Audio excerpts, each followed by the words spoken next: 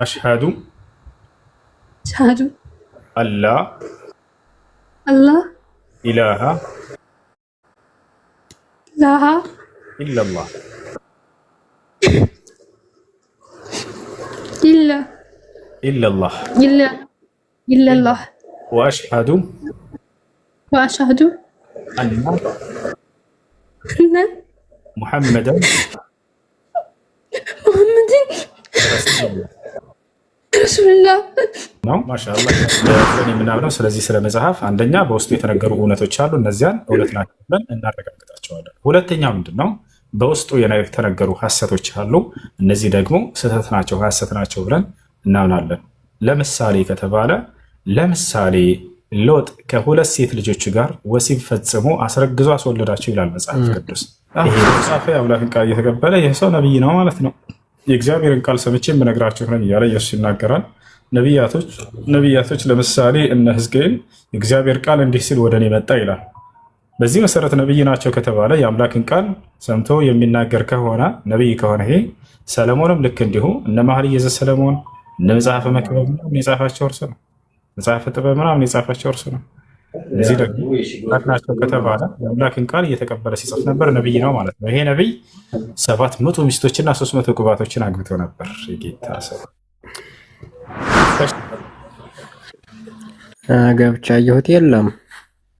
እሺ እስኪ አይተው ከሌለ እስኪ ክፈትና አሳየን። በቃ ያየሃትን አሳየን። አሁን እስኪ የለኝም ሌላ ስልክ ተው። እሺ ጓደኛ ካለ ከጓደኛ ተቀብለህ አንዴ እኛ ምዕራፍና ቁጥሩን እየነገርንህ አንተ ከፍተህ ታሳየናለህ። እሺ ማርያምን የለኝም እና ጌታ የሰው ድምፅ ከአጠገብህ እየሰማህ ነው። መቼም ስልክ ይኖራቸዋል አይደለ? ለአምስት ደቂቃ ስትይ በላቸው። እኔ የላቸውም ስልክ የላቸውም። እንደ አዳምጥስ የሚያወሩት መጀመሪያ ምንድን ነው? አንዴ ስልካቸውን ተቀበልና ለ5 ደቂቃ ተዋሳቸው፣ ይኖራቸዋል። ተው ማርያምን አረቦች ናቸውና በቃ እንደሱ ከሆነ እሺ ጓደኛ ታገኛለህ። በኋላም ቢሆን ደስ ባለ ጊዜ አንተ ራስህ በእጅህ ከፍተህ እንድታይ ስለፈለግኩ አየሁት እኮ አሁን በዙ ውስጥ ማለት ነው። ምንድነው ከፍተህ ያየኸው? ትርጉሙን የአማርኛውን መጽሐፍ ቅዱስ ነው ያየኸው? ምንድነው ዘለቀ? ቅድም በዕብራይስጥ ነው የተጻፈው መጽሐፍ ቅዱሳችን ብለህ ዕብራይስጡ ላይ ገብተህ ወደ አማርኛ ቀይረህ እኮ ነው ያሳየነህ። የአማርኛ የኢትዮጵያ ክርስቲያኖች የተረጉሙልህ ላይ ሙሐመድ ብለው እንዲያስቀምጡልህ ጠብቀህ ነበር። ምኑና ነው? ተው እንጂ። እሺ ሌላ አስቀደም ብለው ተርጉመው ካስቀመጡልህ ስለሙ ማለት ነው። ባጭሩ ምን ብለው ነው ሙሐመድ ብለው የሚያስቀምጡልህ? ሌላ ቦታ ላይ ያለው ሌላ ቦታ ላይ ያለ ነጻ ብቻ እኮ እዛ ላይ ሙሐመድ የሚለው ስም አለ። እሺ እዛ ላይ ሌላ ቦታ አሁን ኢየሱስ ክርስቶስ ብዙ ቦታ ላይ እንትን ተብሏል። በቁርአንም መጽሐፍ ቅዱስም ኢየሱስ ክርስቶስ ብዙ ቦታ ላይ ምን ተጠቅሷል ስሙ? በቁርአንም በመጽሐፍ ቅዱስ ብሉይ ኪዳን ላይ ስሙ የተጠቀሰው ሙሐመድ ብቻ ነው። ኢየሱስ አልተጠቀሰም። ብሉይ ኪዳን ላይ አልተጠቀሰም ኢየሱስ።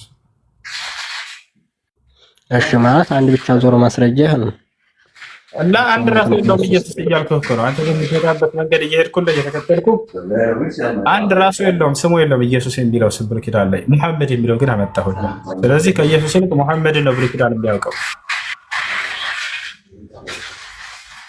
ምን ትላለህ? በአንድ ዞሮ አላምንም። ባዶ አለ ሁላ እያልኩህ እኮ ነው። ባዶ አለ። ኢየሱስ ክርስቶስ ስሙ አልተጠቀሰም ብሉይ ኪዳን ላይ። ለምን አመንክበት?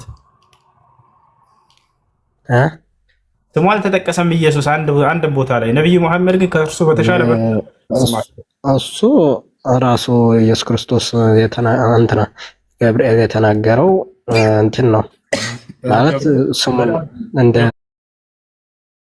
በእርሱን ጠቅሶታል ገብርኤል አልክ። ገብርኤል የእርሳቸውንም ስም ጠቅሶታል። አሳይህ ወይ ያልኩህ ነው። ያ ራሱ የጻፈው ነው። ኧረ በፈጣሪ እሳቸው አይጽፉም ነበር፣ መጻፍ አይችልም ነበር። ለዞሮ ጋር ጸሐፊዎቹ ይናገሩ በራሳቸው። ቆይ ስንጨርስ እርሳቸው ጽፈዋል አልክ። አሁን ተሳሳትክ። አሁን እርሳቸው አልጻፉም። እሺ ነብዩ ሰለላሁ ዐለይሂ ወሰለም ሙሐመድ ጽፎት ነው የሚሏቸው ሁሉ ውሸት ነው። ነብዩ ሰለላሁ ዐለይሂ ወሰለም አይጽፉም ነበር። አይጽፍም። አውቃለሁ። እሺ ግን ራሳቸው ሲነግራቸው ይጽፋሉ። አሁን ኢየሱስ ክርስቶስም ራሱ እየነገራቸው ጻፉ ሰዎች እና ሐዋርያቶች አይደለ? እንዳውም ሳይነግራቸው ነው የጻፉት። ለምን ወደዛ ልወርድልህ? ኢየሱስ ክርስቶስ ሳይመርጣቸው በራሳቸው ጽፈው ነው መጽሐፍ ቅዱስን የሰጡ። ምን ለማስረጃነት ብቁ አይሆንም ማለት ነው። ሉቃስን ኢየሱስ ክርስቶስ መርጦታል ከ12 ደቀ መዛሙርት። ሉቃስን ተመርጦ ነው? ሁሉም አልተመረጠም። አታውቅም? አየህ፣ ስለ ጸሐፊዎችህ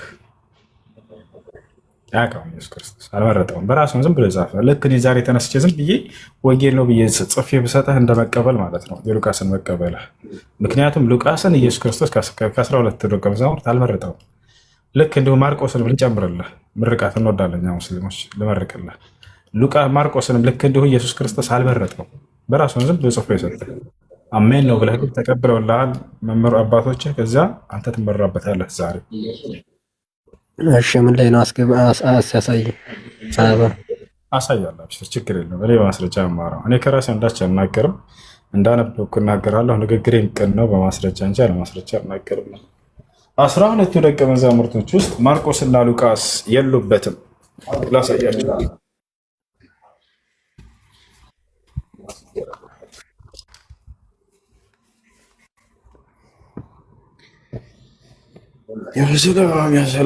ሰላም ኢስሐቅ አለ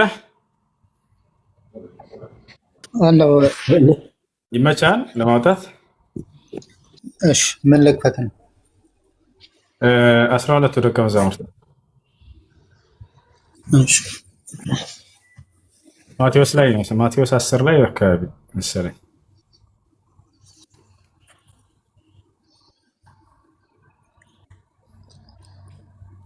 እስኪ ላውጣው አንዴ።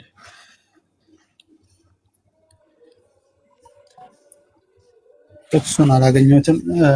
ማቴዎስ 10 ስንት ላይ ነው? እሺ ያ እና በቃ አጣ፣ ችግር የለም። ትልቁ ላይ ታደርጉኛላችሁ አድሚኖች አንዴ ያ እና እዚህ ጋር ኦኬ ከፈትከው? አዎ ያው እና ይታያል። ሁሉ በርስ ሆነ አንድ ሜተን አንሳው። እሺ እሺ ያው እና አሁን 12ቱ ደቀ መዛሙርት ሊቆጠሩ ነው። እዚህ ጋር የ12ቱም ሐዋርያት ስም ይህ ነው ይላል። አሁን ማርቆስና ሉቃስን እዚህ ጋር ትፈልጋቸዋል። የ12ቱም ሐዋርያት ስም ይህ ነው አለ። የ12ቱም ሐዋርያት ስም ይህ ነው። የመጀመሪያው ጴጥሮስ የተባለው ስምዖን ወንድሙ እንድርያስም፣ የዘብዴዎስ ልጅ ያዕቆብ ወንድሙም ዮሐንስም፣ ፊልጶስም፣ በርቶሎሜዎስም፣ ቶማስም፣ ቀራጩ ማቴዎስም፣ የእልፌዎስ ልጅ ያዕቆብም፣ ታዲዮስም የተባለው ልብድዮስ፣ ቀነናዊውም ስምዖን፣ ደግሞም አሳልፎ የሰጠው አስኮርቱ ይሁዳ። እነዚህ 12ቱን ኢየሱስ ላካቸው አዘዛቸው እያለ ይናገራል። እነዚህ ውስጥ አሁን ማርቆስና ሉቃስ አሉ ወይንስ የሉም ነው? በይሁዳ የተተኩ እኮ ናቸው እነዚህ 12ቱ እኮ 12ቱ ውስጥ ማርቆስና ሉቃስ አሉ የሉ? የሉም። ጌታ ሰላሁ አክበር። ስለዚህ መጽሐፍ ቅዱስን የጻፉ ሁለት አካሎች ኢየሱስ ክርስቶስ አልመረጣቸውም፣ የሉም። ወፍ ታዲያ ለምን ተቀበልካቸው? እኔ ዛሬ ተጽፌ ወንጌል ነው ብዬ የሁሱ ወንጌል ብዬ በጽፍ ትቀበለኛለህ? ኢየሱስ ሳይመርጠኝ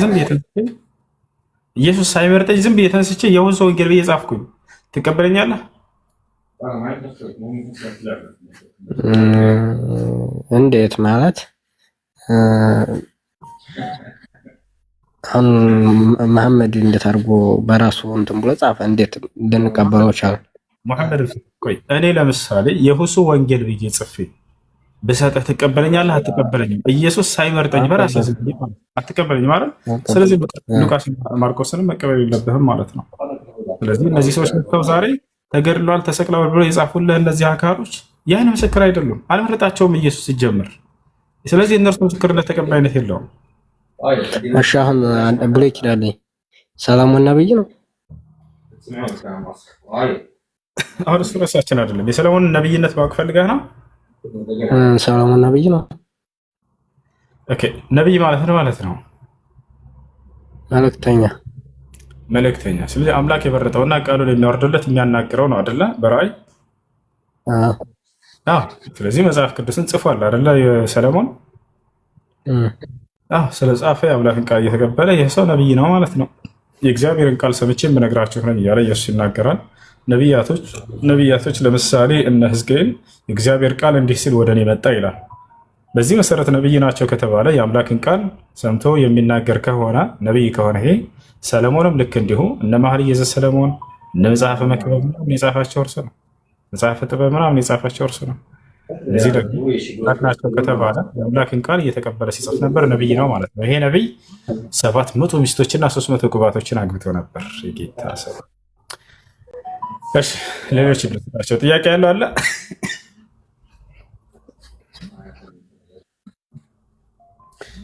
እሺ ከላይ ጥያቄሽ ምን ነበር?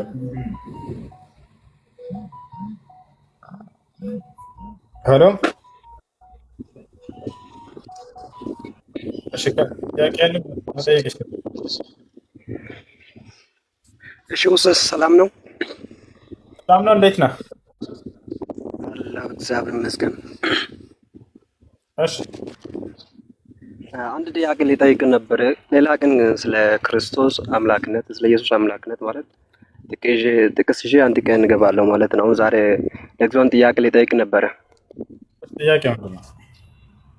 እሺ ስለ መጽሐፍ ቅዱስ እና ስለ ቁርአን እና ቁርአን መጽሐፍ ቅዱስ ማለት ነው ትክክለኛ የእግዚአብሔር ቃል ብለን እናምናለን። እናንተ ግን መጽሐፍ ቅዱስ ተበርዟል ብላችሁ ነው ወይስ ሲሰጥም የእግዚአብሔር ቃል አይደለም ብላችሁ ነው የምታምኑት? እሺ መሰረታቸው ከአምላክ ዘንድ በሙሴና በመስቀል በኩል የተነገሩ ቃላቶች ናቸው።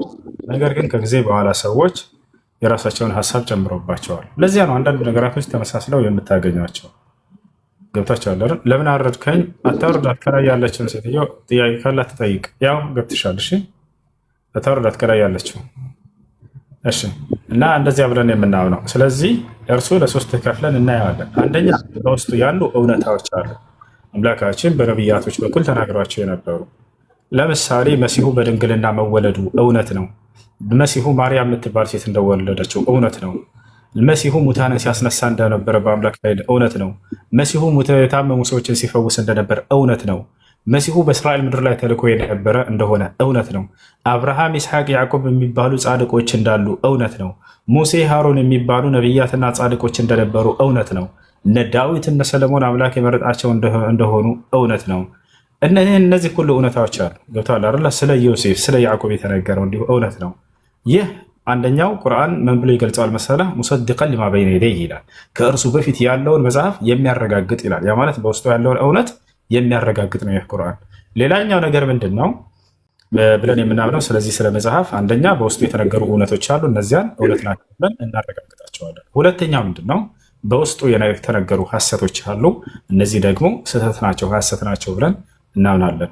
ለምሳሌ ከተባለ ለምሳሌ ሎጥ ከሁለት ሴት ልጆች ጋር ወሲብ ፈጽሞ አስረግዞ አስወለዳቸው ይላል መጽሐፍ ቅዱስ። ይሄ በፍጹም ሐሰት ነው። ልክ እንዲሁ ሌላው ምንድን ነው? ሃሮን ለእስራኤላውያኖች የወይፈን ጣዖት ከወርቅና ከብር አቅልጦ እንደሰራላቸውና ይሄ ነው አምላካቸው ብሎ እንደሰጣቸው እንዳስመለካቸው ይናገራል አይደል መጽሐፍ ቅዱስ። ሰለሞን ይሄ አሁን ሐሰት ነው። አላህ በቁርአን ላይ ይሄን ታላቅ ነቢይ በፍጹም ይሄን አላደረገም፣ ውሸት ነው፣ ይሄ በእርሱ ላይ የተዋሸ ቅጥፈት ነው ብሎ ሳሚሪ የተባለ ሰው ነው ይሄን ያደረገው ብሎ ሱራ ጣሃ ላይ ይነግረናል። ገብታችኋል አይደል? ሙስሊሞች አንብባችኋል? ሱራ ጣሃ ላይ ለእስራኤላውያኖች ጣዖት የሰራላቸው ያ ሰውዬ ሃሩን ነው ብሎ ነው መጽሐፍ ቅዱስ የሚናገረው። በፍጹም ነቢዩላህ ሃሩን ይሄን አላደረገም።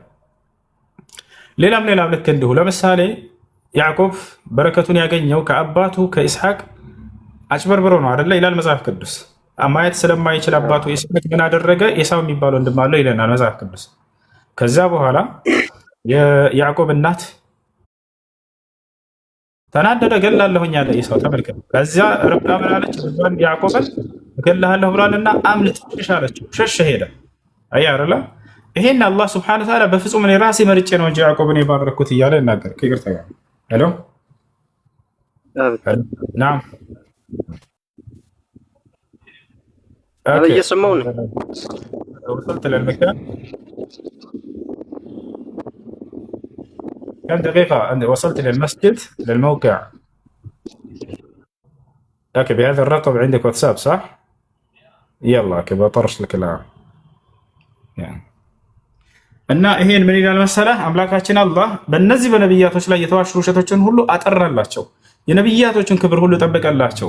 ያዕቆብ አጭበርብሮ ሳይሆን በረከቱን የወሰደው እኔ ራሴ መርጬው ነው አለ አላህ ሱብሓነሁ ወተዓላ። ወዝኩር ኢብራሂመ ወኢስሐቀ ወያዕቁበ ኡሊል አይዲ ወልአብሳር ኢና አኽለስናሁም ቢኻሊሰቲን ዚክረ ዳር ወኢነሁም ዒንደና ለሚነል ሙስጠፈይነል አኽያር አለ። ያዕቆብ እኔ ራሴ ከመረጥኩት ከቁንጮቹ መካከል ነው አለ። በረከት ከአምላክ የሚጭበረብርና የሚገኝ ነገር አይደለም። አጭበርብሮ በረከቱን ወሰደበት ይላል። ከይፍ ያን አምላክ ራሱ ነው የሚመርጣቸው እኮ ነቢያቶችን። ይሄ ነው። ሌላኛው ነገር ምንድን ነው? ሌላኛው ነገር ልክ እንዲሁ በእያንዳንዱ ነቢያት ላይ የሚገርምህ እንዳለ የተነገሩ ነገራቶች አሉ። ያ ሁሉ የተነገሩ ስህተቶች ስህተት ናቸው ብለን እናምናቸዋለን። ሌላኛው ሶስተኛው ምንድን ነው? ቁርአን ዝም ያላቸው ሐሰት ናቸውም አላለም፣ እውነት ናቸውም አላለም። እነዚህን ደግሞ ጸጥ ብለን እናልፋቸዋለን። አናስተባብልንም፣ አናረጋግጥም። ለምሳሌ ኢሳያስ የሚባል ነቢይ አለ። በቁርአን ላይ አላህ ኢሳያስ የሚባል ነቢይ አለ አላለንም፣ የለምም አላለንም። ይሄን ነቢይ ተነስተን ከራሳችን ነቢይ ነው ማለት አንችልም። ለምን ከተባለ አላህ በቁርአን ላይ ኢሳያስ የሚባል ነቢይ ልክ ያለ ስላለና፣ አይ ነቢይ አይደለም እሱንም አንልም። ለምን ከተባለ አምላክ አላህ ሱብሓነሁ ወተዓላ ስማቸውን ያልጠቀስኩላችሁ በርካታ ነቢያቶችም ነበሩ ብሎ ስለነገረን ከነዚያ ሊሆን ስለሚችል፣ ስለዚህ ነስኩቱ አንሁ ስለ እርሱ ዝም እንላለን። ለዚህ ማስረጃ ነቢያችን ሰለላሁ ዐለይሂ ወሰለም ሐዲስ ላይ ሲናገሩ ምን አሉ? ላ ቱሰድቁ አህለል ኪታብ ወላ ቱከዚቡሁም አሉ። የመጽሐፉን ባለቤቶች እውነትም ሐሰትም አትበላቸው አሉ። የዚህ አይነቱን ማለት ነው። ነገር ግን ሐሰት የሆነውን ሐሰት ብለን እንድንገልጽ ተነግሯል። እውነት የሆነውን ደግሞ እውነት ነው እንላለን። መሲሁ በድንግልና መወለዱ እውነት ነው ወይ? አዎ እውነት ነው። መሲሁ ተአምራትን ማድረጉ ያ ሁሉ እውነት ነው። ገብቷል? ይህ ሁሉ መሲሁ ዳግም ይመጣል የሚለውም ራሱ እውነት ነው። አላህ በቁርአን ላይ እንዳትጠራጠሩ መሲሁ ዳግም ወደ ምድር ከሰማይ ይመጣል፣ የዓለም ፍጻሜ ከመድረሱ በፊት ማለት ነው እንጂ ዘመኑ ፍጻሜ ላይ አይደለም፣ ከመድረሱ በፊት። ወኢነሁ ለዕልሙን ሊሳዓቲ ፈላ ተምተሩነ ቢሃ ይላል። እርሱ የትንሣኤ ቀን ከመድረሱ በፊት ወደ ምድር መምጣቱ ምንም ጥርጥር የለውም፣ እንዳትጠራጠሩ ከእርሱ ከትንሣኤ ምልክት ነው እያለ ይነግረናል። እና ይህን ይመስላል ቁርአን ለመጽሐፍ ቅዱስ ያለው አመለካከት ለሶስት ይከፈላል። አንደኛ የሚያረጋግጣቸው እውነታዎች፣ ሁለተኛ የሚገልጻቸው ሐሰቶችን ሐሰት ናቸው ብሎ፣ ሶስተኛ ዝም ያላቸውን እነዚያን እኛም ዝም እንላለን ማለት ነው። ለዚህ ለሶስት ይከፈላል እንጂ መሰረታቸው እነዚህ በነቢያት በኩል ተነግረው የነበሩ ቃሎች ናቸው። በውስጣቸው ግን በአሁን በሶስቱ ደረጃ ላይ ይገኛሉ ማለት ነው። ከእነርሱ እውነትም አለ ሐሰትም አለ፣ ዝም የተባሉም አሉ። አንዴ ቤታጠቅ የጀመረ ሰው ይጨርስ። ሰለሞን ጨርሰሃል? አልጨረስኩም። እሺ ቀጥል። እሺ እንደዛ ከሆነ ጊዜ መኖር አለበት። አንድ መጽሐፍ ቅዱስ አንድ መጽሐፍ ለመበረዝ የበረዙ ሰዎች መኖር አለባቸው፣ ደግሞ ጊዜ መኖር አለበት። አሁን እና አዲስ ኪዳን ይቅርና ለጊዜው ብሉይ ኪዳን በአይሁድ ስራ እሺ ቀጥል። ብሉይ ኪዳን ማለት የሙሴ መጽሐፍ የአምስቱ የኦሪት መጽሐፍ መቼ ነው የተበረዘው? እሺ ከነቢያቶቹ በኋላ መቼ? አምስቶቹ መጽሐፍ የሚባል ነገር የለም። አየህ አይደለ? ለአምስት እንደከፋፈሉት አንተ ታውቃለህ። ነገር ግን አምላክ አላህ ሱብሓነሁ ወተዓላ ሲናገር አንድ ኦሪት ነው ያወረደው፣ አምስት ኦሪቶች አይደለም። አንዴ አሁን መቼ እንዴት እንደከፋፈሏቸው ክፍልፍል እንዳደረጓቸው ራሱ አምላካችን አላህ ይናገራል። ቁል መን አንዘለ ልኪታብ አለዚ ጃአ ቢሂ ሙሳ ይላል። ሻሃዳ ነው እያለ ነው ኮሜንት ላይ። ማነው ሻሃዳ መያዝ ይፈልገው? እሺ እና ሰዎች ናቸው ከጊዜ በኋላ የከፋፈሏቸው። ገብተዋል አይደለ? እሺ ግርማ ሚወተናሳ አንዴ ግርማ ሚወተናሳ አንዴ እናስቀድመው። ግርማ አለ። ሰላም እንዴት ናችሁ? ሰላም ነው አልሐምዱሊላህ። ጥያቄ አለ? ጥያቄ አለ። እስኪ ልጠይቅ። ገና አልጨረስኩም። ጥያቄ ከሆነ በቃ እሱ ይጨርስ። እሺ እና እነዚህ ሰዎች ሙሴ ከሄደ በኋላ ሰዎች ከዚያ በኋላ ናቸው የበረዟቸው፣ ክፍልፍልም እንዳደረጓቸው አምላክ አላህ ሱብሓነሁ ወተዓላ ይናገራል። አንድ ኦሪት ሆኖ ሳለ አምስት ኦሪቶች አድርገዋቸዋል። ሰዎች ናቸው። ቁል መን አንዘለ ልኪታብ አለዚ ጃአ ቢሂ ሙሳ ኑረን ወሁደን ሊናስ ተጅዐሉነሁ ቀራጢሰ ቱብዱነሃ ወተኽፉነ ከሲራ ይላል። ክፍልፍሎች አደረጋችኋቸው አለ፣ በርካታውንም ደበቃችሁ አላቸው። እሺ እና የደበቋቸው ልክ እንዲሁ ደግሞ ቃሉ ላይ የበረዟቸው የጨመሩባቸው በዚህ መልኩ ከሙሴ በኋላ ነው ሰዎች እነዚያን የበረዟቸው ብሉይ ኪዳን። እሺ ቀጣይ ጥያቄ ምንድን ነው? እሺ ቀጣይ ጥያቄ ምንድን ነው ሰለሞን? መጽሐፍ ቅዱስ በሙሴ መጽሐፍ ላይ ሙሴ በጻፉት መጽሐፎች ላይ የጨመሩት ማለት የራሳቸውን ሳይጨምሩ ሰዎች አልገለጽክም ማለት ነው። ጨረስክ? አዎ እነማን ናቸው የራሳቸው ሀሳብ የጨመሩት? በኋላ ያሉ ሊቃውንቶች ከነቢያቶች በኋላ የተነሱ ሊቃውንቶች የመጽሐፉ ሰዎች ጠብቁ ተብለው ኃላፊነት ተሰጥቷቸው ነበር። እነዚያ ሰዎች በራሳቸው ሊጠብቁ አልቻሉም። ቃሌም ከበስተጀርባቸው ወረወሩት እያለ ይናገራል። ቁርአን ላይ ሲናገር አላህ ምን አለ? ወኢዝ አኸዘ አላሁ ሚሳቀ አለዚነ ኡቱል ኪታበ ለቱበይኑነሁ ሊናሲ ወላ ተክቱሙነሁ ፈነበዙሁ ወራአ ዙሁሪሂም ወሽተረው ቢሂ ሰመነን ቀሊላ ይላል። ፈቢእሰ ማ የሽተሩን አለ። ሰዎች ከጊዜ በኋላ ኃላፊነቱን ተሰጥተው ነበረ። እነዚያ ሰዎች ከሙሴ በኋላ ነው የበረዙት። ሀይ እሺ፣ ከላይ ጥያቄሽ ምን ነበር?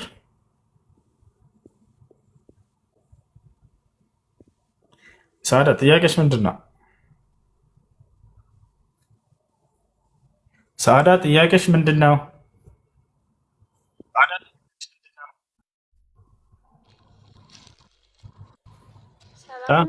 ሰላም ነው አልሐምዱሊላህ።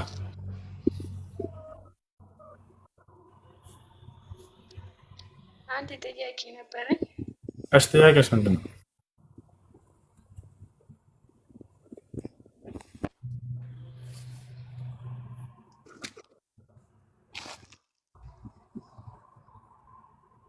የት አደረግሽ?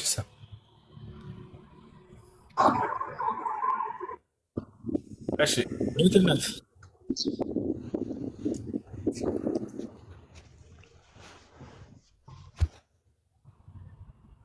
ጌትነት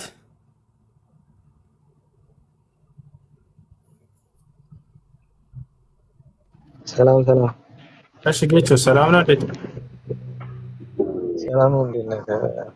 እሱ የኔ ጥያቄ ትንሽ ለየት ይላል እና ምን ልልህ ፈልጌ ነው፣ በአጠቃላይ አንተ ሃይማኖት የግል ነው ብለህ ነው የምታምነው ወይስ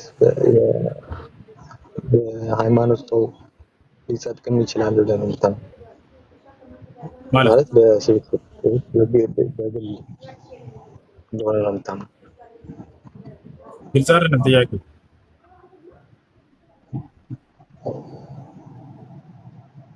ሃይማኖት የግል ነው ወይ? የግል ነው። ሰው የመረጠበት ተከተል ይችላል። ግን ማለት የደነገገው ሃይማኖት አለ፣ ያንን ተከተሉ ብሏል ሲሆን ከዛ ውጭ ሌላ ሃይማኖቶችን እንዳትከተሉ ብሎ ከልክሏል። ያን ሃይማኖት ለተከተለ ሰው በቀጣዩ ዓለም ገነትን እሰጠዋለሁ ይላል። ያንን ደግሞ አልቀበልም ያለ ከከሳሪዎች ይሆናል ይላል። ቃለ ሱብሓነሁ ወተዓላ ያ አዩሀ ለዚነ አመኑ የቁሉ ሱብሓነሁ ወተዓላ ፊሱራ አሊ ዒምራን ወመን የብተጊ ገይረ ልእስላሚ ዲነን ፈለን ዩቅበለ ሚንሁ ወሁወ ፊል አኺረቲ ሚነል ኻሲሪን ዲነ ዒንደላሂ ልእስላም ይላል። ቀጥተኛው ትክክለኛ ሃይማኖት ከእኔ ከአምላካቸው ዘንድ እስልምና ነው ብሎ ተናግሯል። እስልምናን አልቀበልም ያለ ሰው በቀጣዩ ዓለም ከከሳሪዎች እንደሚሆን ይናገራል። ወመን የብተጊ ገይረ ልእስላሚ ዲነን ፈለን ዩቅበለ ሚንሁ ወሁወ ፊል አኺረቲ ሚነል ኻሲሪን አለ። ከእስልምና ውጭ ሌላን ሃይማኖት የፈለገና የተከተለ ሰው ከእርሱ ተቀባይነት የለውም፣ በቀጣዩ ዓለም ከከሳሪዎች ይሆናል አለ። ታዲያ ሙስሊም ለሆነስ ምን ያገኛል ከተባለ ቃለ ሱብሓነሁ ወተዓላ አለዚነ አመኑ ቢአያቲና ወካኑ ሙስሊሚን ኡድኹሉል ጀና፣ እነዚያ ሙስሊም የሆኑትን ገነትን ግቡ ነው የምላቸዋል። ስለዚህ እሺ የእሱ ሳይሆን አሁን እንደዛ ብለዋል። እሺ ግን በቀጥታ አሁንም አላህ መስማት ይችላል ብለህ ነው የምታምነው አይደለ? በቀጥታ እውነት ነው ማለት አንድ ሰው አላህን በቀጥታ መጠየቅ ይችላል። እውነት ነው በዱዓ አይደለ? ስለዚህ ሰዎች ከጽሁፍ በላይ ማመን ያለባቸው በቀጥታ አላህን ነው።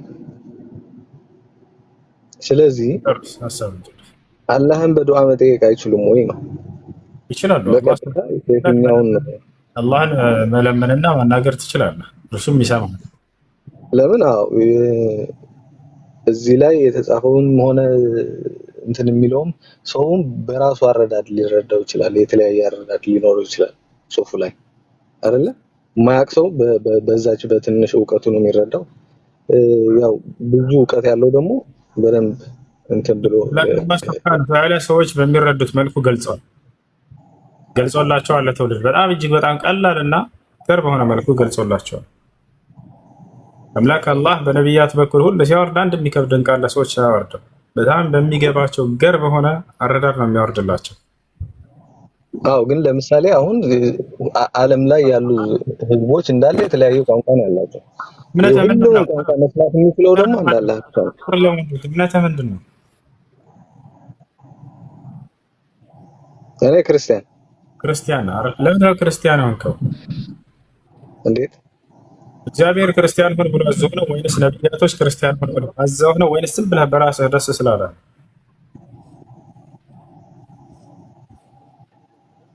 ደስ ስላለኝ እንጂ እግዚአብሔር አላዘዘህም ክርስቲያን ሆን ብሎ። እግዚአብሔርን ማናገር ይቻላል ወይ እኮ ነው ያልኩህ። ማናገር አይጠበቅብህም። አምላክ በነቢያት በኩል አናግሯል እኮ እግዚአብሔር። አታምንም እንደ መጽሐፍ ቅዱስ አታምንም? ትቀበልም እሱ? ኦኬ እሺ፣ በነቢያት በኩል አንዴ ስላናገረ በቃ በዛው ነው እንትን የሚለው። አዎ እንደዛ ብለህ አይደል እንደምታምነው ተካረለ አንተ እኮ በሃይማኖት በኩል ሰው እንደ በስብስብ ነው የሚጸድቀው ብለህ ነው የምታስበው ነው?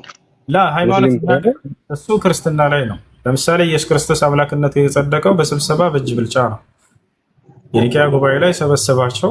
ከዚያ በኋላ ተወያዩ ብሎ ተዋቸው። ተወያዩ፣ በብልጫ አሸነፉ። ኢየሱስ ክርስቶስ አምላክ ነው የሚለው ከዛ አምላክ ነው የሚለው ጸደቀ። እንደዛ ብሎ ሂሳብ የለም ከኛ ጋር አምላክ ራሱ ነው።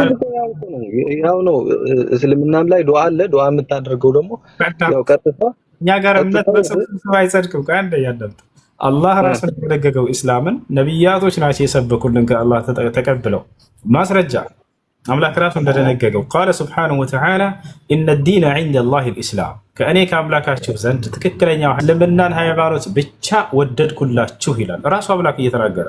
በሌላ ቦታ ላይ ለነቢያት ሁሉ የደነገገው እስልምናን እንደሆነ ሲናገር ሸረዐ ለኩም ሚነ ዲን ማ ወሳ ቢሂ ኑሐን ወለዚ አውሐይና ኢለይከ ወማ ወሰይና ቢሂ ኢብራሂመ ወሙሳ ወዒሳ ይላል። እነሆ ይህን ሃይማኖትን የደነገግኩላችሁ አለ።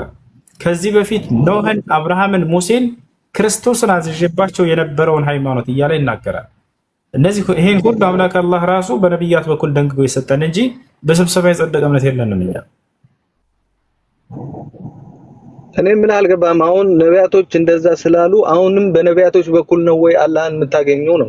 አይዋ አምላክ በነቢዩ ሙሐመድ ሰለላሁ ዐለይሂ ወሰለም በኩል አናግሮናል። ሁላችንንም ትእዛዙን ሰጥቶናል በእርሳቸው በኩል። እርሳቸውን ደግሞ ተከተሉ እኔ ነኝና የማወርድለት አለ። ማስረጃ ኩንቱም ቱሒቡነ አላህ ፈተቢዑን እርሳቸው በኩል ነው አድርግ። አንዴ ቆይ ሙሐመድ ሆይ ለሰዎች እንዲበላቸው አላህን የምትወዱና አላህን ማግኘት የምትፈልጉ ከሆናችሁ እኔን ተከተሉ ይበላቸው፣ አንተን ይከተሉ። የዛኔ አላህም እኔ እወዳቸዋለሁኝ እምርላቸዋለሁኝም እኔ መሐሪና አዛኝ ነኝና አለ። ያ ለእርሳቸው ቃልን በአንደበታቸው ላይ የሚያደርግላቸው ራሱ እንደሆነ ሲናገር ወማ የንጢቁ ዐኒል ሀዋ ኢን ሁወ ኢላ ወሕዩን ዩሓ ሙሐመድ ከራሱ ከልቡ አንዳችን አይነግራችሁም ከእኔ ዘንድ የሚተላለፍለትን ራእይ ብቻ ነው ብሎ አስተላለፈ። በሌላ ቦታ ላይ ምን አለ ስለ እርሳቸው ሲናገር ኢና አውሐይና ኢለይከ ከማ አውሐይና ኢላ ኑሕን ወነቢይነ ሚን ባዕዲህ ወአውሐይና ኢላ ኢብራሂመ ወኢስማዒለ ወኢስሓቀ ወአዩበ ወዩሱፈ አላህ ስብሐነሁ ወተዓላ ሙሐመድ ሆይ እኔ ከዚህ በፊት በነበሩ ነቢያቶች ላይ ራእይን ሳወርድ እንደነበር ወደ አንተም ዛሬ አወረድኩልህ። ወደ ኖህና ከእርሱ በኋላ ወደ ነበሩ ነቢያት ሳወርድ እንደነበር ወደ አብርሃም፣ ወደ ኢስሐቅ፣ ወደ ያዕቆብ፣ ወደ ዮሴፍ፣ ወደ ሙሴ፣ ወደ መሲሁ ሳወርድ የነበርኩት ያው አምላክ ዛሬ ላንተ አወረድኩልህ እያለ የሚናገር አምላክ ነው። እሺ ለምሳሌ ያልተማረ ሰው ምንም እውቀት የሌለው ሰው ስለ ሃይማኖትም የማያውቅ ሰው በረሃም ላይ ሆኖ ተወልዶ ያደገ ሰው አላህ በራሱ መንገድ ሊያጸድቀው ይችላል ብለህ ነው የምታምነው አይደለ? ጨርስ፣ ሀሳብን ጨርስና ከዛ የኔን መልስ ደግሞ የኔን የማምንበትን ትሰማለህ። በራሱ መንገድ አላህ ልቡን የራሱን መንገድ ሊከፍትለት ይችላል ወደ ራሱ የሚያመጣው እና አሁን በዚህ ባልከው መንገድ ስለተማረ በነቢያቶች ስላመነ ብቻ ሳይሆን ለምሳሌ ብዙ ማየትም መጻፍም ማይችል ሰው ሊድን ይችላል፣ ግን አላህ በልቡ ውስጥ አድሮ ሊያድነው ይችላል ብለህ ነው የምታምነው። ይሄ ከሆነ ደግሞ አሁን በማንበብ እና በጽሁፍ በእምነት ብቻ ሳይሆን በቀጥታ አላህ ስራውን እንደሚሰራ ከዚህ ማወቅ ትችላለህ። በእድል አሰተኛ እንደባለስ ራስ ጠይቀው ነው ተመለሰ እኮ ይሄ እኔ ያልኩ ያለሁት እኮ ግዴታ አሁን በነቢያቶች በኩል ነው ላልከው ነው እኮ በቀጥታም አላህን ማናገር ይቻላል ነው የኔ አባባል። ገብቷል? ጠይቀህ ራስህ መለስክ። እኔ እንደመለስ ፈቃደኛ ነኝ። ኦኬ ነው። እሺ እሺ ጥያቄው ምንድን ነው? የነቢያትን ትምህርት ያገኙ ሰዎች እሺ አምላክ በነቢያት በኩል አናግራቸዋል። ነገር ግን ነቢያትን ያላገኙ በረሃ ቦታ ላይ ማንም የሌለበት ቦታ ላይ የተወለዱ ሰዎች ስለ እነርሱ ነው አይደለ ጥያቄ? አዎ እንደዛ ቢሆን ለምሳሌ ነው የሰጠው ምሳሌ። እሺ ስለ እነሱ ኢስላም ይናገራል የሚገርም። ስለዚህ ስለ እነርሱ ያለውን አቋም ኢስላምን አምላክ ምን እንዳለ ነቢያት ምን እንዳሉ ላስረዳህ ነው። እሺ መልስ ላዳምጥ። እሺ አህለል ፈትራ ይባላሉ። አህለል ፈትራ ማለት ነቢያትን ያላገኘ ትውልዶች ናቸው። ቤት አድርገው አንድ እስኪጨርስ መሰረት ነቢያትን ያላገኘ ትውልድ በዚህ ጊዜ ብቻ ሳይሆን በሁሉም ዘመናት ይኖራል። በሁሉም ዘመናት ሊኖር ይችላል። ነቢያትን ያላገኙ ብቻቸውን ከሰው ተገንጥለው የሚኖሩ ሰዎች ሊኖሩ ይችላሉ በየዘመናቱ። ስለነዚያ ያለው አመለካከት ኢስላም ምንድን ነው? እንደው የአምላክን ቃል ስላላገኙ ስላልተከተሉ ስላላመኑ ገሃነም ያስገባቸዋል ወይ? ላ በፍጹም አያስገባቸው። ማስረጃ ቃለ ሱብሓነሁ ወተዓላ ወማ ኩና ሙዐዚቢነ ሐታ ነብዐሰ ረሱላ። አምላክ አላህ በሱረቱል ኢስራ ላይ ሲናገር ይላል እኔ ነቢያትን ሳልክ የምቀጣ አይደለሁም አለ። ነቢያት ተልኮላቸው ደርሷቸው ንጹሕ አይምሮ ኑሯቸው ለአቅመ አዳም ለአቅመ ሔዋን ደርሰው የሚያገናዝቡበት አይምሮ ንጹሕ ኑሯቸው ከዚያ በኋላ አይ ይሄን አንቀበልም አሻፈረኝ ያሉ ሰዎችን አላህ ሱብሓነሁ ወተዓላ የሚቀጣ። እሺ ያልደረሳቸው ከሆነስ እነዚህ ያልደረሳቸውን ሰዎች አምላክ አላህ ሱብሓነሁ ወተዓላ አልቀጣቸውም ማለት ወማ ኩና ሙዐዚቢን ሐታ ነብዐሰ ረሱላ እኔ መልእክተኛን ሳልክ አልቀጣም ማለት። በሌላ ቦታ ላይ ምን ይላል? ሩሱለን ሙበሽሪን ወሙንዚሪን መልእክተኞችን ላኩኝ አብሳሪዎችና አስፈራሪዎች አድርጌ ሊአላ የኩነ ሊናሲ ዐለላሂ ሑጀተን በዕደ ሩሱል ወካነ አላሁ ዐዚዘን ሐኪማ። ሰዎች መልእክተኛ ከተላከላቸው በኋላ ነገ የትንሣኤ ቀን ማስረጃ እንዳይኖራቸው ከአምላካቸው ከአላህ ዘንድ አላህም አሸናፊና ጥበበኛ ነው እያለ ይናገራል። ስለዚህ መልእክተኛ ያልተላከለት አካል ነገ የትንሣኤ ቀን እኔ መልእክተኛ አልመጣልኝም ብሎ ማነው ከቅጣት የሚድን ናቸው እነርሱ። ገብቶሃል አይደለ? ስለዚህ እነርሱን ይቀጣሉ ማለት አንችልም በፍጹም። ነቢያችን ሰለላሁ ዐለይሂ ወሰለም ሐዲስ ላይ ሲናገሩ ማስረጃ ሌላ ልጨምርልህ። ቃለ ነቢይ ሰለላሁ ዐለይሂ ወሰለም ወለዚ ነፍሱ ሙሐመድን ቢየዲህ ኢነሁ ላ የስመዑ ቢ አሐዱ ሚን ሃዚሂል ኡማ የሁድዩን አው ነስራንዩን ሱመ ማተ ወለም ዩእሚን ቢ ወቢለዚ ኡርሲልቱ ቢህ ኢላ ካነ ሚን አስሓቢ ናር አሉ። ምን አሉ ነቢ ሰለላሁ ዐለይሂ ወሰለም? ነፍሴ በእጁ በሆነ በአምላኬ በአላህ ስም እምላለሁኝ እኔ ከተላኩለት ትውልድ እስከ ዘመኑ ፍጻሜ ድረስ የሚገኝ አይሁድም ቢሆን አሉ። የሚገርማቸው ክርስቲያንም ቢሆን የሌላ እምነት ተከታይም ቢሆን እኔ የእኔን መልእክተኝነት ሰምቶ ያላመነ እንዲሁም ደግሞ የተላኩበትን የነቢያት መንገድ ኢስላምን ሰምቶ ያልተቀበለ የገሃነም እሳት ነው አሉ። ስለዚህ በዚሁ አንጻር የእርሳቸውን ነብይነት ያልሰማ የተላኩበትን የነቢያት መንገድ ኢስላምን ያልሰማ ገጠራማ ቦታ ላይ ከሆነ ሰውየው ምንም ይሄ የደረሰው ነገር ከሌለ ይህ የእሳት እንደማይሆን ያስረዳናል ማለት ነው። ገብቶሃል አይደለ? ስለዚህ እነዚህ ሰዎች ንጹሖች ናቸው። አምላክ በከንቱ የሚቀጣቸው አይደለም። ገጠር ላይ ያሉ ሰዎች ምንም ኢስላም ያልደረሳቸው ሰዎች ይህን ይመስላል። እሺ ጥያቄ አለ? ቀጥል። ሰላም ናችሁ? ሰላም እንዴት ናችሁ? ደህና ነን አልሐምዱሊላህ። ሰላም አለን እግዚአብሔር ይመስገን። እንዴት ነው ትምህርቱ? ጥሩ ነው አለን አልሐምዱሊላህ። እሺ በቀደም ገብቼ ነበርና በኋላ ላይ ጥያቄ እየመለስኩ እያለ አስወጣኝና አሁን ደግሞ ቶፒኩ ሌላ ነው። ጥያቄው ምንድነው? ቅድም ልጅቷ ነው ማን ነው ጠይቆት ነበረ፣ ኔትወርክ ያቆራርጠኛል። የመረዙት ሰዎች እነማን ናቸው? ማለት መጽሐፉን የመረዙት ሰዎች የብሉይ ኪዳንን መጽሐፍ የመረዙት ሰዎች እነማን ናቸው የሚል ነው። እሺ አዳምጥ። መልሱን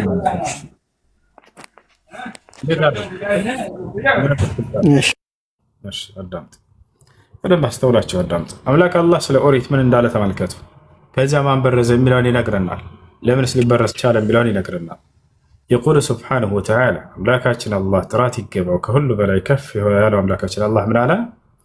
ኢና አንዘልነ ተውራት አለ ኦሪትን እኔ ነኝ ያወረድኳት አለ ፊሃ ሁደን ወኑር በእርሷ ውስጥ ቅኑ መንገድና ብርሃንም ነበር አለ የሕኩሙ ቢሃ ነቢዩን አለዚነ አስለሙ እነዚያ ሙስሊም የነበሩ ነቢያቶችን በእርሷ ይፈርዱ ነበር አለ።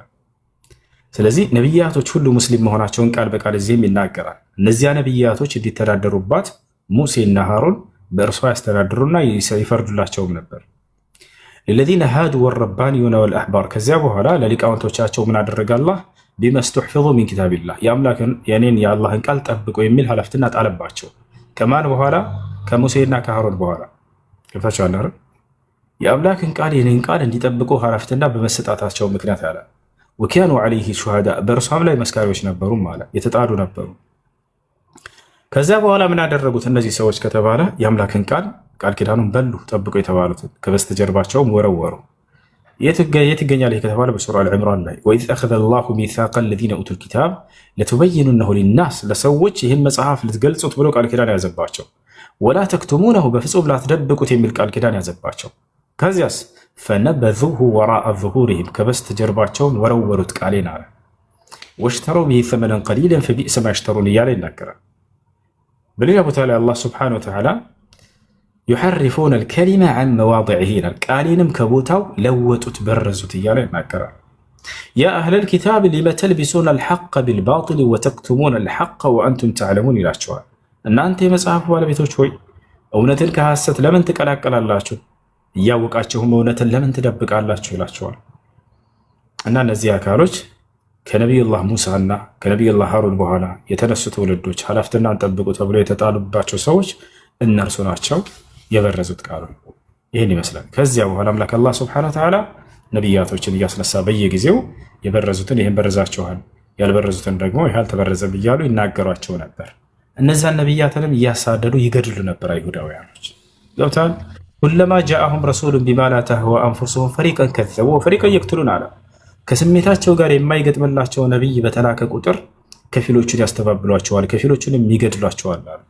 አምላክ አላህ ሱብሓነሁ ወተዓላ ቃሌ ተበርዟልና ብሎ አልተዋቸውም ነበር። እስራኤላውያኖችን በየጊዜው አንድ ነቢይ በተገደለ ቁጥር ሌላ ነቢይ ይልክላቸው ነበር። ማስረጃ ቃለ ነቢ ሰለላሁ ዐለይሂ ወሰለም ኢነ በኒ እስራኤል ካነት ተሱስሁሙል አንቢያ ኩለማ ማተ ነቢዩን ኸለፈሁ ነቢይ እስራኤላውያን ልጆች ነቢያቶች ይተካኩላቸው ነበር አሉ ነቢያችን ሰለላሁ ዐለይሂ ወሰለም። አንድ ነቢይ በሞተ ቁጥር ሌላ ነቢይም ይተካላቸዋል አሉ። አየህ ተበርዟል ብሎ በዚያው ትቷቸው በነበር ያ ነበር ጥያቄ ሊያስነሳ የሚችለው። አምላክ አላህ ሱብሓነሁ ወተዓላ ግን በየጊዜው ነቢያትን እያስነሳ ይህን በርዛቸዋል፣ ሊቃውንቶቻቸው በርዘዋል ይሏቸዋል። እነርሱ ደግሞ አልበረዝንም በቃ ጠብቀናል ብለው በራሳቸው ነቢያትን ያሳድዱ ይገድሉ ነበር። ሐታ መሲሁ በመጣ ጊዜ እርሱን ለመግደል ፈለጉ። ተናገራቸው፣ እናንተ ኢየሩሳሌማውያን ነቢያትን የምትገድሉ ኢየሩሳሌማውያን ሆይ ብሎ ጠቀሳቸው። ካን የቅትሉነ አልአንቢያ ነቢያትን ይገድሉ ነበር። ለምን እንደሚገድሏቸው አታውቁም? ያንን የበረዙትን ቃል ይሄን በርዛችኋል፣ ይሄኛው እውነት ነው እያሉ ይነግሯቸው ነበር። ገብታችኋል? ከእነርሱ ሌላ ህግና ስርዓት አምላክ በየጊዜው መሲሁን ላከ። ለምሳሌ በሰንበት እንዲሰራ ፈቀደለት መሲሁን አላህ ሱብሓነሁ ወተዓላ። በዚያን ጊዜ በሰንበት አትስሩ የሚል ህግ ነበራቸው። ይህን ሻረውና አላህ መሲሁን በሰንበት ስራ ነው።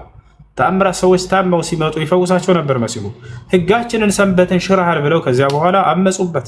እርሱ ራሱ ግን ምን ብሏቸዋል? ወኡሒለ ለኩም ባዕድ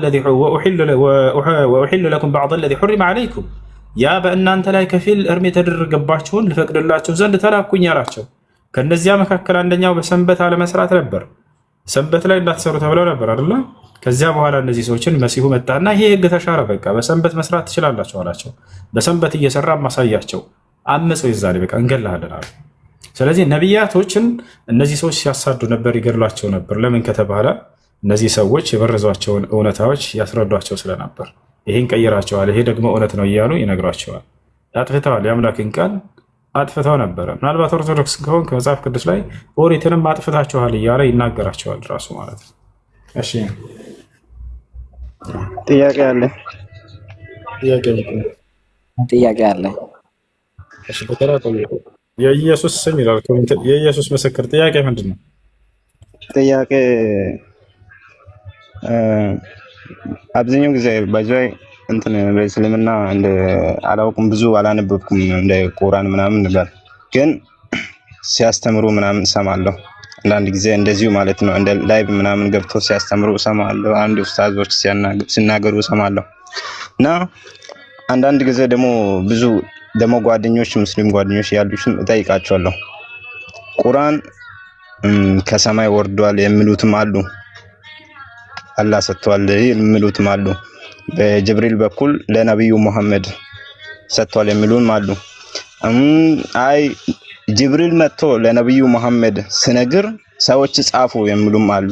አንተ ባንተ አመለካከትና በእናንተ አስተምሮ ቁርአን ከሰማይ ልክ እንደዚሁ አሁን አንድ ነገር ከሰማይ እንደዚሁ እንደሚወርድ የተጻፈውን ጥቅልል መጽሐፉ ነው የወረደው ወይስ ቃሉ ነው? ጥሩ ጥያቄ ነው። ማንኛውም የሚላቸውን ሁሉ መታችሁ እዚህ መጠየቅ ትችላላችሁ። ለማንኛውም ወደ መልሱ እንግባ። ቁርአን እንዴት ወረደ? ቁርአን ተጽፎ በወረቀቱ ምናምን ከሰማይ እንደዚህ ጥቅልል መጽሐፉ ነው የወረደ ነው ወይ? እንደዚህ አይደለም። ታዲያ በምንድን ነው የወረደው ከተባለ በቃል ደረጃ ነው። አምላካችን አላህ ሱብሓነሁ ወተዓላ ለመልአኩ ጅብሪል ወይም ለገብርኤል ነገረው። ከዚያ በኋላ እርሱ ደግሞ ለነቢዩ መሐመድ ሰለላሁ ዐለይሂ ወሰለም መጥቶ ነገራቸው። ነቢያችን ሰለላሁ ዐለይሂ ወሰለም ደግሞ በጊዜያቸው ለነበሩ አማኞች ለሰሃቦቻቸው ጻፉ ብለው አዘዟቸው። ተጻፈ። ማስረጃ ቃለ ሱብሓነሁ ወተዓላ ፊ ሱረት ሹዓራ ወኢነሁ ለተንዚሉ ረቢል ዓለሚን ነዘለ ቢሂ ሩሑል አሚን ዐላ ቀልቢከ ሊተኩነ ሚነል ሙንዚሪን። ሙሐመድ ሆይ ይህ ቁርአን ከእኔ ከዓለማቱ ጌታ የተወረደ ነው። ማን አወረደው? ታማኙ መንፈስ መልአኩ ጅብሪል ወይም ገብርኤል አወረደው። ለማን? ዐላ ቀልቢከ በአንተ ልብ ላይ። ለምን አወረደው? ሊተኩነ ሚነል ሙንዚሪን ከነቢያቶች እንድትሆን ዘንድ አላቸው፣ አስጠንቃቂዎች እንድትሆን ዘንድ። በሌላ ቦታ ላይ አምላክ አላህ ሱብሓነሁ ወተዓላ በመንፈስ ቅዱስ ምሪት የመጣ ቃል ነው እያለ ይናገራል። ይህን ሲናገር አምላካችን አላህ ምን ይላል?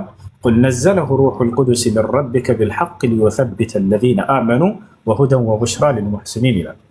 ይህ ቁርአን በእውነት ከጌታችሁ ከእኔ ከአላህ ዘንድ በመንፈስ ቅዱስ ምሪት ወረደ እያለ ይናገራል። በሌላ ቦታ ላይ ቁል መን ካነ ዐዱወን ሊጅብሪል ፈኢነሁ ነዘለሁ ዐላ ቀልቢከ እያለ ይናገራል። ሜት አድርጓል። እና ስለዚህ በዚህ መልኩ ነው የመጣው ቁርአን ከአምላካችን ከአላህ ዘንድ በቃል ደረጃ ነው የመጣው እንጂ ተጽፎ በወረቀት ምናምን አይደለም። በቃል ደረጃ ለመልአኩ ጅብሪል ነገረው። ጅብሪል ደግሞ ለነቢዩ ሙሐመድ ሰለላሁ ዐለይሂ ወሰለም ነገራቸው። ከዚያ ነብዩ ሰለላሁ ዐለይሂ ወሰለም ምድር ላይ ሰሃቦችን እየጠሩ ና አንተ ቁርአንን ጻፍ እያሉ እያዘዛቸው አስጻፋቸው ማለት ነው። እዚህ ምድር ላይ ተሰበሰበ። ይሄን ይመስላል። ኦኬ፣ ሌላ ጥያቄ ገብቶኛል። ሌላ ጥያቄ ከቁርአን ከመውረድ በፊት እስልምና በምን ይተዳደር ነበረ? ወይ እምነታቸው የሚከተሉት ምን አይነት መጽሐፍ ነበረ ከቁርአን በፊት? ጥሩ። አምላክ አላህ ሱብሓነሁ ወተዓላ በየዘመናቱ ነቢያትን ሲያስነሳ ጊዜ መለኮታዊ ቃልን ይሰጣቸዋል። በዚያ በሚያወርድላቸው ቃል ይተዳደራሉ። በጊዜያቸውም እነዚያ ነቢያቶች እነዚያን መጽሐፍቶች ያስጽፏቸዋል፣ ይጻፋሉ። ምናልባት እነሱ ካረፉ ከትውልዶቻቸው በኋላ መመሪያ የሆነላቸው ዘንድ በሚል ማለት ነው። ስለዚህ አምላካችን አላህ ቃሉን ያወርድላቸዋል። በዚያ በቃሉ ነው የሚተዳደሩት።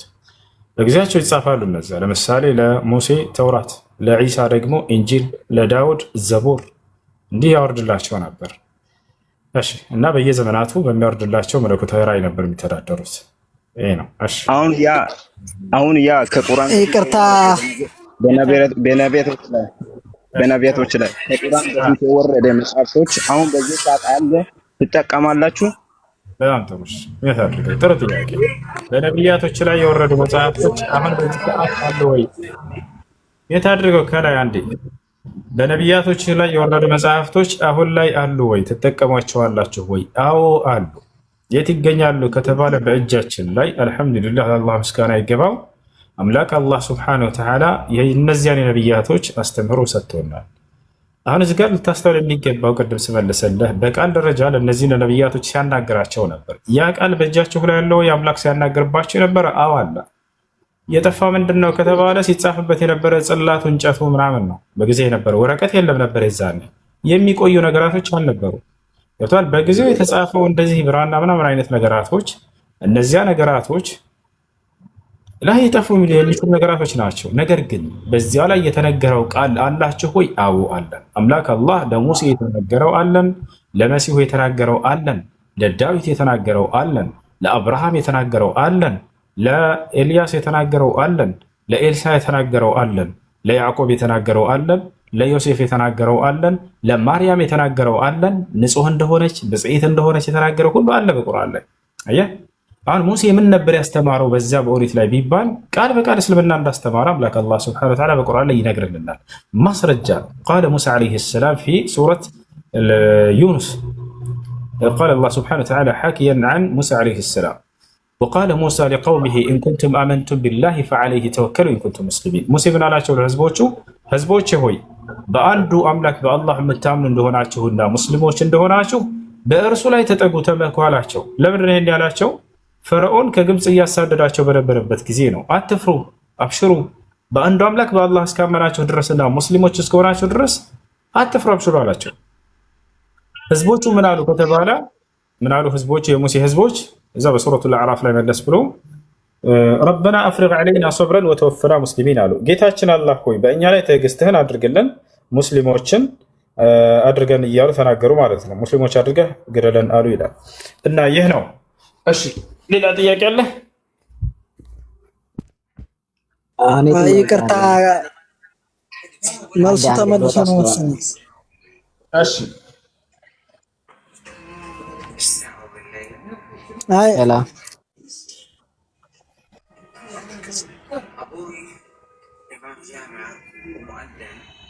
ይሰማል? ይሰማል።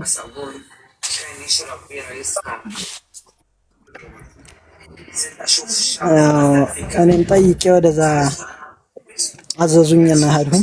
መልሱን ብዙ አልሰማሁትም። እንግዲህ እኔ ችግር ነው አለመስማት። ነገር ግን እኔ ያልሁትኝ አሁን ቅድም ያለው የተመረዙት መጽሐፍቶች አሁን በቃል ደረጃ አለ ብለሃን እዚህ ስትመልሰው ሰምቻለሁኝ። በቃል ደረጃ የነበሩት ድጋሚ ሲወርድ ተጽፈው ነው። ሞይተ ለምን አረክኝ? አልመለስኩም። እየጠየቁ ነበር። እየጠየቁ አይደለም። እኔ አዘው ልከውኝ አረቦቹ እዚህ አረቦቹ ልከውኝ ወደዛ ሄጄ ነው።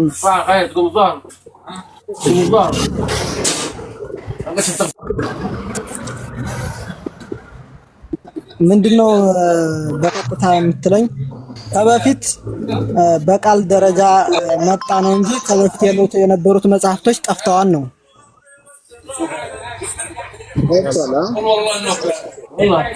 የተጻፈባቸው ጠፍቷል ነው የምትለኝ ያለው?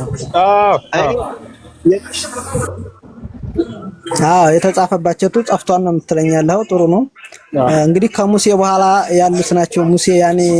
ሙሴ ከሙሴ በኋላ ጀምሮ ያሉት መጽሐፍቶች ናቸው የጠፉት።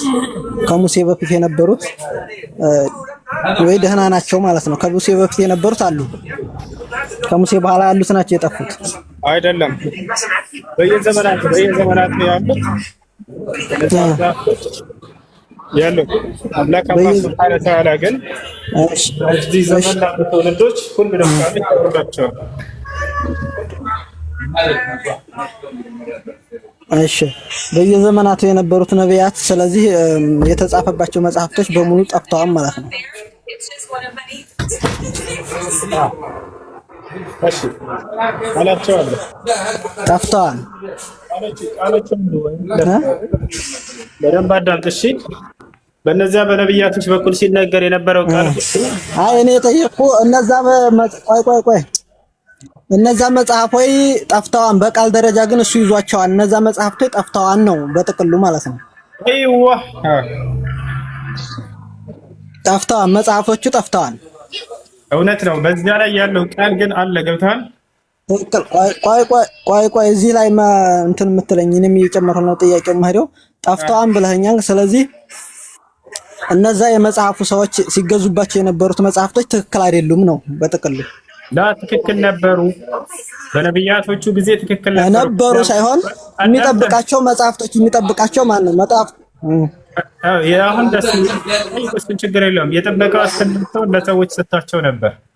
እነዚያ ሰዎች ከጊዜ በኋላ ግን ታላቸው መረዟቸው ያ ነው። እነዛ ሰዎች መጠበቅ አልቻሉም፣ አጠፏቸው ነው፣ ቀየሯቸው ነው። እውነት ነው። ትክክል ቀየሯቸው ነው። ስለዚህ የቀየሯቸው ሰዎች እነማን ናቸው? ለምሳሌ እዚህ መጥቀስ ይቻላል ወይስ አልተጠቀሱም? ለአምላክ አላህ ሱብሓነሁ ወተዓላ የመጽሐፉ ባለቤቶች ሊቃውንቶቻቸው ብሎ ነው የገለጻቸው። የስም ዝርዝር መዝገብ እንጂ ሰዎቹን ስም ዝርዝር ሳይሆን ለምሳሌ የመጽሐፉ ሰዎች መጽሐፉን ሲከተሉ የነበሩት ሰዎች ናቸው፣ ያው ነቢያቶቹ። ስለዚህ ነቢያቶቹ ሲሰጣቸው የነበሩት ነቢያቶች በየጊዜያቱ አሉ። እነሱ አልጠበቋቸውም ነው በጥቅሉ። ስማቸው አልተጠቀሰም። ባጭሩ ግን የበረዙት አካሎች ተጻፈዋል። እሺ እኔ ጥያቄ ጠይቅ። ጥያቄ ያልጨረስኩ ጥያቄ ውስጥ ነበር ወንድማችን ሁሴን ጥያቄ እየጠየቅኩ ነበር። አልገባኝም ጥያቄ።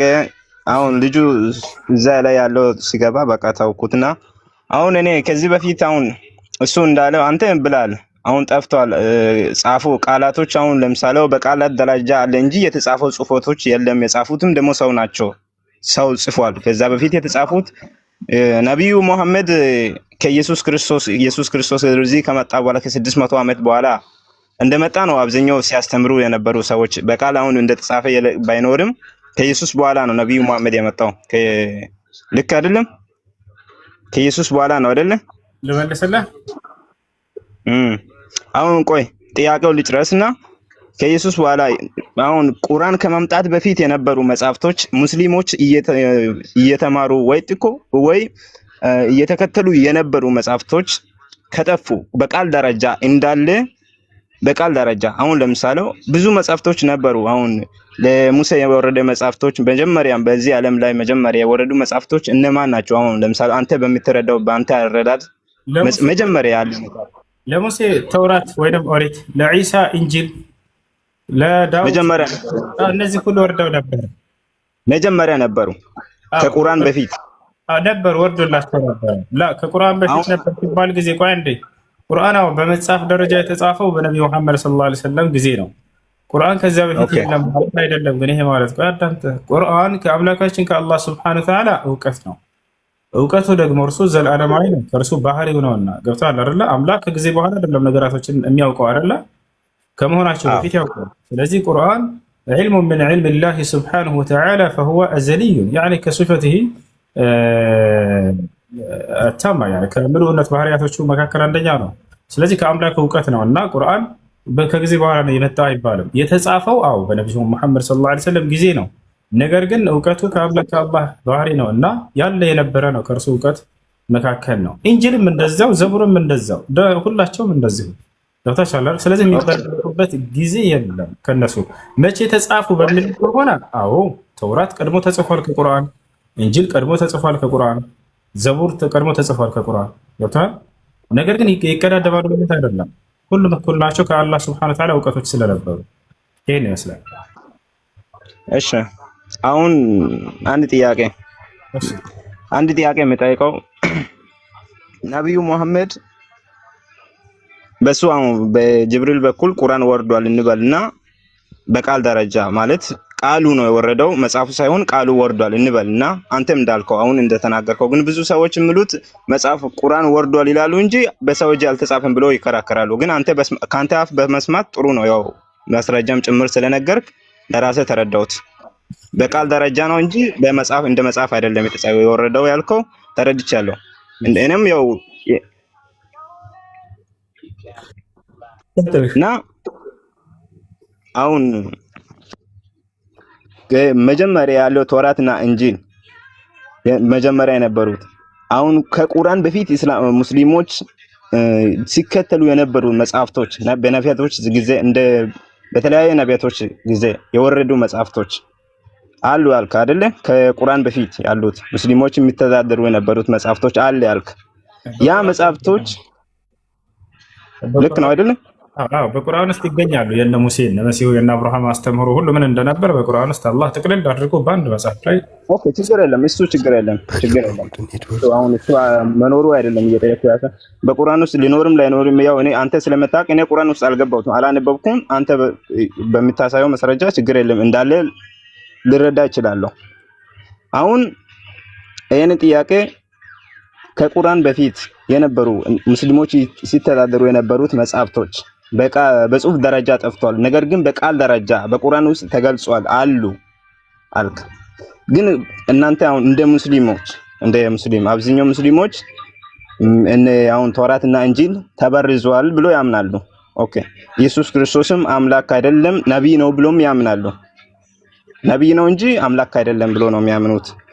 ኢየሱስ ክርስቶስ በራሱ ከራሱ አንደበት እንደ አምላክነቱ የሚገልጹ ቃላቶች ያወሩበትን ጥቅስ ሊሰጥ ይችላል። እሱን ጥያቄ ችግር የለም ከጠየቅ ሊሰጥ ይችላል። እና የኔ ጥያቄ ሙስሊሞች መጀመሪያ ሲተዳደሩ የነበሩ መጽሐፍቶች በጽሁፍ ደረጃ ለምን ጠፉ? እንዴት ሊጠፉ ይቻሉ? ያ መጽሐፍቶችን ደግሞ የጻፉ ነቢያቶች እነማን ናቸው? በቁርአን ደረጃ ተገልጿል ወይ በተውራት ወይ በኢንጂል ወይ ከነሱ በፊት ከቁርአን በፊት የነበሩ ተውራት ውስጥ አለ ወይ በኢንጂል ውስጥ አለ ወይ አሁን በቡኻሪ ውስጥ አለ? አሁን እና እንዴት ሊጠፉ ቻሉ? እንዴት ደግሞ እነሱ ከጠፉ ያ ጽሁፎች ከጠፉ ሌላ የተጻፈውን አሁን ለምሳሌ በሰው ቃሉ ነው የወረደው እንጂ የጻፈው ሰው ነው። ነብዩ መሐመድ ከጅብሪል ሰምቶ ጅብሪል ለነብዩ መሐመድ ሲነግር ነብዩ መሐመድ ደግሞ ለጻፊዎች ነገረ፣ ጻፉ ሰዎች ቁርአን እና እንዴት መጀመሪያ ሙስሊሞች ሲተዳደሩ የነበሩ መጽሐፍቶችን በጽሁፍ ደረጃ ከጠፉ በቃል ደረጃ እንዴት ነው የተጻፈበት? ያወረደው አምላክ ቀደምቶቹን መጽሐፍቶች ያወረደው ያው አምላክ ራሱ ለሙሴና ለመሲሁ ራእይን ሳወርድ ነበር ብሎ የሚናገረው አምላክ ራሱ ለነብዩ መሐመድ ሰለላሁ ዐለይሂ ወሰለም የሙሴ መጽሐፍ ምን እንደሆነ የኢሳ መጽሐፍ ምን እንደሆነ አወረደው ራሱ። አሎ አንተ ጄት ኦኬ ያ ኦኬ استنى شوي بعدين እሺ እና ስለዚህ ያ ለነብያቶች ለሙሴንና መሲሁን ሲያናገር የነበረው አምላክ ራሱ ምን እንደነገራቸው ያንን የገለጠላቸውን ቃል ገለጠልን ለኛ። አሁን ላይ ሙሴ ምን አስተምሯል ብንባል እጃችን ላይ አለ።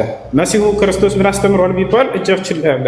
እየከፈትኩ ላሳየህ እችላለሁ። መሲሁ እንዲህ አለ፣ ሙሴ እንዲህ አለ። አሁን ለምሳሌ እንበልና አሁን ተውራትና እንጂል እግዚአብሔር አልተናገረም ወይ? የሙሴ መጽሐፍቶችም ደግሞ የኢሳ መጽሐፍቶችም እግዚአብሔር ኢየሱስ ክርስቶስ መጽሐፍቶችን ኢየሱስ ክርስቶስ የተናገረው ቃላቶችን እሱ አልተናገረም።